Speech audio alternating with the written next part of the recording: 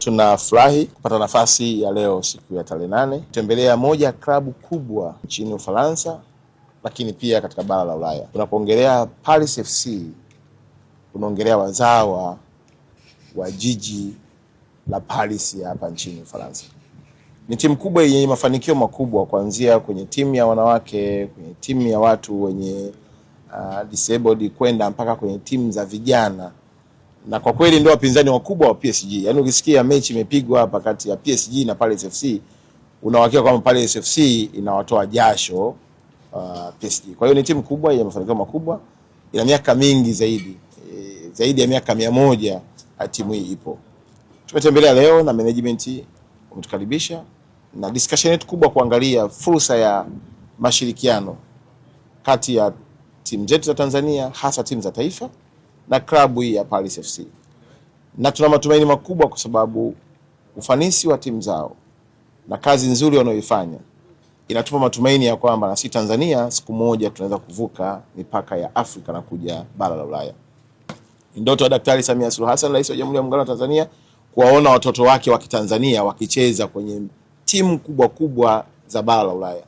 Na tunapofika sehemu kama hii, Ufaransa ni mlango wa kuingia Ulaya. Hakuna nchi ya Afrika yoyote iliyofanikiwa ambayo haikupitia mlango wa Ufaransa.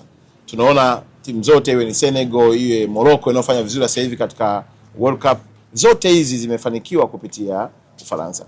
Na sisi kama taifa, kama Watanzania, tumeamua kutafuta mlango tupitie hapa Ufaransa kufanikisha timu zetu za taifa. Mazungumzo yanaendelea. Tunaendelea kuzungumza, tunaendelea kujadiliana, na wametupa zawadi ikiwemo na jezi ya kumpelekea zawadi Daktari Samia Suluhu Hassan, wakifahamu ni mwanamke ambaye anapigana na ni champion wa sport katika nchi yetu ya Tanzania.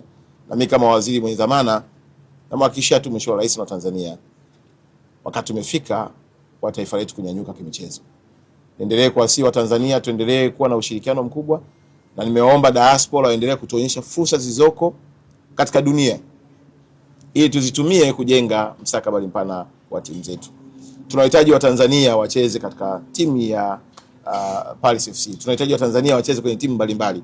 Na Paris FC wanazo program ambazo timu yetu ya BMT kiongozwa na mtendaji wetu mkuu Neema watakaa na kujadiliana, kuwepo na exchange program kati ya timu za vijana wa Tanzania kuja hapa na wao kuja kwetu, ikiwemo pamoja na kubadilishana uzoefu wa mafunzo sambamba na kuitangaza nchi yetu ya Tanzania katika mechi kubwa zinazoendelea kuchezwa. Sasa wako kwenye maandalizi ya ukarabati wa uwanja kwa sababu msimu unaanza Agosti.